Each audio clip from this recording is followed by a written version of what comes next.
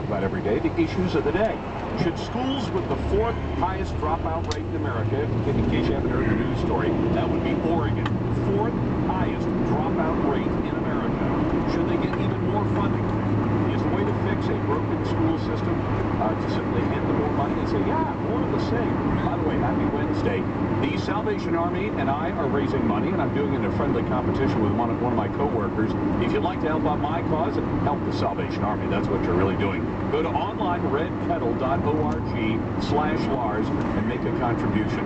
And tomorrow night, if you're going to the Providence Festival of the Trees, you know where they sell trees for a great cause to raise money for Providence medical system, and especially for cancer research and all. I'll be there with my friend Alfredo. He's put together a Scotch and cigars tree, and he let me make a small contribution to it. So he and I will be there, and I hope they get a big price for that tree. Our quick poll brought to you today by Northwest Armory, my personal choice for guns and ammo for more than a decade. If you saw one of those Make Portland Normal stickers with my ugly mug on it, if you want to make your liberal friends mad, stop by and get a couple. Stop by and get them at Hillsborough Insurance from Lisa Logan out in Hillsborough, at Broadway cigar locations, and also at the Portland and Salem George Moreland stores. Let's go to the calls now, because I'm curious what people have to say. John's on the line in Portland about my JFK comments. How you doing, John? Hey, Lars, thanks for being on, Chief. You bet. What's on your mind? I don't know if you're a big fan of Milton Friedman or not. Absolutely. I love Milton Friedman. He's my dad's hero, so that's how I got into it. But in his book, Capitalism and Freedom, the very first page, he quotes that JFK quote. Yeah. And he talks about how neither half of that statement is worthy of a free man living in a free society. On one hand, what can the state do for you, like the citizen is some ward or child, and the state is a patron? And on the other half, you have what can you do for the state? Like there's some relationship that resembles master and slave. Well, in this situation, I'd have to agree with the late Milton Friedman about. By the way, you know that he was married to a young lady from Portland. I don't know if you knew that or not. oh, I did not know that. Yeah, she's from. Let me see. Rose Friedman was Rose's director, and I think that was part of the director family. They're involved in the furniture business and all that. But she was a nice young lady. And but listen, let's go back to that. I would look at it differently than Dr. Friedman, and I would bow to his greater economic expertise back in the day. But let me point to this way: the way citizens do for the government. You know, what can you do for your country? They didn't say what can you do for your government. It's what can you do for your country. Do you know what I think the most positive thing a person, because that's the way JFK said it. Ask not what your country can do for you. Ask what you can do for your country. To me, the country is not the government. Now, I know that we've invested a lot in, you know, personalities like the dim bulb in the White House right now, Barack Obama, who, despite all of his Ivy League education, I don't think he could run a Christmas tree a lot. In fact, I'd love to see Barack Obama, without his celebrity, run the Christmas tree lot across the street from Caitlin. I'm willing to bet Caitlin would sell more Christmas trees, although the president might sell more Korans. But that's just my observation from a distance. But do you know what people? He didn't stop by the economics department. Well, yeah, exactly. You know, throw away all that Keynesian tripe that he tries to shovel out to the rest of us. But here's what I'm suggesting. If you do for your country, the best thing that people do for their country is to go out and make business and pursue their own economic ends through the freedoms they've got. And you'd agree with that, right? And if you do that... Start a business. Yeah, start a business, and what you do is you produce a good that presumably there's a demand for, otherwise you're out of business pretty quick, and you employ people, and you buy resources to do that. So that's the best thing you can do for your country. And what your country can do for you, I guess I'm just too afraid of the people like the Obama phone lady who was screaming and yelling at the top of her lungs about, I got my Obama phone, and that she was going to vote for Obama because, you know, she got welfare and Obama fund. If you don't think she sounded just like that, I can drag up the audio from before the election. That's exactly what she said. Yeah, she is crazy. But it is important to distinguish between our country and our government, and too often people think the government of the United States is the United States. It's not. Yeah. The government of the United States is a service provider, and when it stops being a service provider or providing enough service to the citizens, do you know what the Constitution says and the Declaration say to do? Get rid of it. And then Yeah, get rid of it. Get rid of it and start over. Causes, right? But, yeah, that's it. Yeah. So, but I take your point. Yeah, absolutely, and I take Milton Friedman's point too. Don't talk to citizens as though they are wards of the state, and don't suggest that those wards of the state had best go out and serve the country, unless you mean military service. If you're going to do for your country, most of what you can do for your country has no connection to government. Let's go to Phil on I-5. Hey, Phil, welcome to the Lars Larson Show. Hey, thanks for taking my call, Lars. You betcha. Hey, I guess one thing I wanted to touch on with Social Security, I think there's a job creation there in itself, selling more of those, but I don't think raising the Social Security age is the real answer, just because of the fact that it keeps the old jobs from recycling to the new workers coming into the workplace. Hold on a second. Now, that's the part I'm having the tough time with. You're suggesting that if the government raises the retirement age at which you can collect Social Security, we won't give an incentive to enough people to quit working to make empty jobs for young people, right? Yeah, I guess so. Okay, I get your point, but let me ask you this. When Social Security was created, they assumed that most of the population would not make it to Social Security retirement age, right? Right. Okay, so then we began to live longer because of medical science and a lot of other things. Now that we have people, the majority of the population living to age 65, because the average age of death for men is 76 and for women is 78, and we can have a whole discussion about why those two numbers differ, but we'll do that another day. But I understand that. But so what do you do when you had an original deal that said you can collect at 65 if you make it to 65, and we know most of you won't, and then the majority of the population starts making it to 65? Doesn't that suggest a need to move that age? Well, it does, but I mean, you know, just like you're saying with the annuities, you know, that needs to be sold for the Social Security policy. You know, it's like everyone sees that out there, but you know, the average Joe working, they're thinking 401k, stuff like that, and a lot of people are closing their 401ks just to make loose ends meet, you know? Well, to the extent that they can. It's awfully tough to close a 401k. Or stop adding benefits to it. Right, which is only stopping contributing to your own retirement. And why are they doing that? Because the government has said, we'll send you a check so you don't need to put away. So do you think that the existence of Social Security has given people an incentive not to save for their old age? Yeah, I believe that. Yeah, I believe it as well. Let me get a naysayer on before the break. Mike's on the line in Vancouver. Hey, Mike, what are you naysaying about today? Hey, Lars. I enjoy your show, and it's always thrill to listen to. Thank you. But I wanted to say that in this country, and I'm probably not the only one that thinks like this, is we need to stop feeding the foreigners and the refugees from other countries, and then when they start doing that, cut back on that, then start cutting back on the working class people that have worked all their lives in this country. I'd agree with you, Mike. And in fact, do you know that right now the Obama administration has a deal? So you're not quite a naysayer, you and I agree. They have a deal with the government of Mexico to popularize people signing up for food stamps, to popularize signing up for American food stamps in Mexico.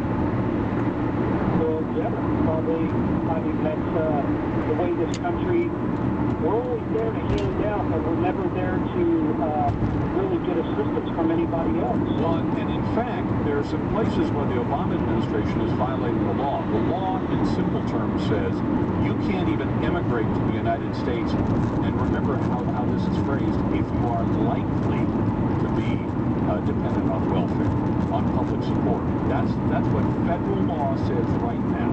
If you are likely, not certain, but likely to end up on food stamps, welfare, TANF, or whatever, you're not even allowed to immigrate to the United States. And the Obama administration is violating that.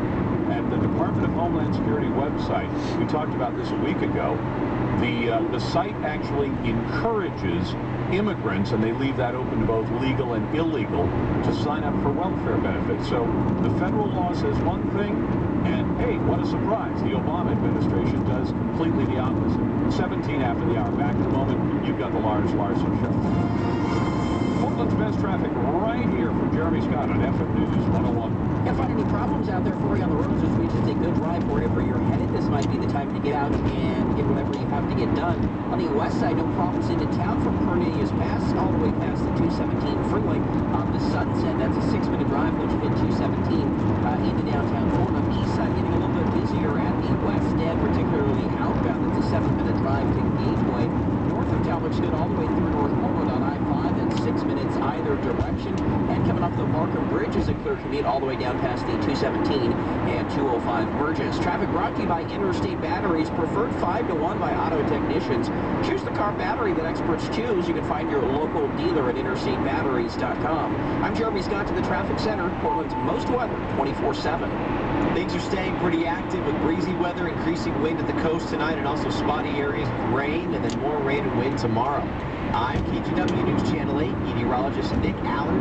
Your next news, traffic, and weather update at the bottom of the hour on FM News 101. Have you thought about selling your gold or silver? Maybe you've stored it up for a long time and now you need the cash. Maybe you've got some jewelry or some coins, and you know there's some value in there, and you really need the money, but you don't know what they're worth. How do you solve that? Well, the best way to make that kind of decision is get good, solid information like you get at Liberty Coin and Currency. Here's why I trust them. Number one, they're experts. Number two, they've been in business 16 years. That suggests they do business legitimately. They're a local family company. They've opened up a second location. Their first one is in Vancouver, of course. We've talked about that for some time. The second one at 8555 Southwest Canyon Road. Now, what I like about them, you walk into the store, and I've done this, ask them what they're selling gold for. They hand you a sheet, and it has the prices for gold and silver and everything else they're buying. Flip it over. This is what they're buying gold and silver and everything else for. They'll tell you what they're buying for, what they're selling for, and they'll give you an estimate of what you've got in your hands. How much is it worth? And it's with no obligation and no fee. 8555 Southwest Canyon, their new location, Liberty Coin and Currency. If you're like me, you want options. Lots of them. Well, Toyota's Prius family gives you more ways than ever to enjoy big savings at the pump. There's Prius, the world's most iconic hybrid. The stylish and compact 53 MPG rated Prius C, the easy to charge 51 MPG rated Prius plug-in hybrid, and the larger family-friendly Prius V, named a best car to buy for 2012 by GreenCarReports.com. Right now, get into a member of the Prius family, like the Prius C2 for as low as $19,900. Selection, fuel efficiency, and great deals. Now that's a lot for less. Visit your local Toyota dealer or buyatoyota.com to learn more. Toyota. EPA MPG rated 53 city miles for Prius C. 2012 EPA MPG rated 51 city miles for Prius plug-in hybrid. Actual miles will vary. Manufacturer's suggested retail price for Prius C2 excludes delivery, processing, and handling fee of $760 for cars. Excludes taxes, license, title, and available or regionally required equipment. Actual deal price may vary. Offers may vary by region. See participating dealer for details. Talk is brought to you by Dr. Paul Okamoto of Master's Touch Chiropractic Clinic. Here's Dr. Okamoto with today's Story of Hope. Located between adjacent spinal bones or vertebrae are openings called foramen through which the spinal nerves exit. As long as these foramen remain large, the nerves can easily exit without pressure or distress. However, the openings can become smaller, causing the nerve roots to become adversely affected. This is called spinal stenosis and typically affects older people. There are three common ways that a foramen can become smaller. First of all, the vertebra can misalign. Secondly, a disc can bulge or rupture into the direction of the foramen. Lastly, there can be a buildup of calcium, which is degenerative arthritis into the foramen. It is quite common for a disc bulge or rupture or buildup of calcium to occur in combination with a misaligned vertebra. When a combination of these factors occur, the opening or foramen becomes smaller, further compromising the exiting nerve. Today's story of hope is of a 69-year-old male. He came to our office with lower back and right leg pain. X-rays revealed arthritis in his lower back, and a visit to the medical specialist resulted in a diagnosis of spinal stenosis. My evaluation concurred with the MD. However, I noted that the bottom vertebrae misaligned, causing further compromise to the nerve that went down his leg. He was treated at our office with spinal manipulation and traction. He noted complete resolution of symptoms. Today I've discussed spinal stenosis and how it responds favorably to chiropractic care. Have a blessed day. This is Dr. Paul Okamoto. That Talk was brought to you by Dr. Paul Okamoto of Masters Touch Chiropractic Clinic. You'll find them on the web at masterstouchchiropractic.com. For a complimentary consultation, call 503-224-BACK. That's 503-224-2225. Short-term care, long-lasting results. Winterhawks, always a hit. This Friday, join your Portland Winterhawks for the Les Schwab KPTV Toy Drive at 7 p.m. in the Rose Garden. The first 500 new unwrapped toy donations will receive an Adidas Employee Store Pass. Tickets at winterhawks.com or call 503-2364. Open up your Clip app now for a great PDX 50 deal. Get $30 of food and drink at the Iron Horse Restaurant for only $15. Go to pdx50.com for more details. Deeply discounted deals to use at local businesses. pdx50.com. No other sponsorship has generated as much camaraderie. I'm Steve Leader. Listen for the story on Portland's Afternoon News, 4 to 7. This is the Lars Larson Show. Welcome back to the program. 23 minutes after the hour. By the way, I just got a note from one of our friends in one of the Senate offices in Washington, D.C. It turns out that Susan Rice, UN ambassador and chief liar for the Obama administration on things like Benghazi, it turns out she owns $600,000 worth of stock in the Keystone XL pipeline. Imagine that. She might actually make out like a bandit once the president says yes to the pipeline, if he ever does. Anyway, your phone calls and emails are welcome. One of the commissioners from Clark County is going to come on in about 15 minutes. We're going to ask him about this poor girl with the Christmas tree lot that Clark County is trying to shut down because it violates land use laws. Let's go to Larry and Ben listening on News Talk 1110. And if you want to jump in, it's 503-417-90.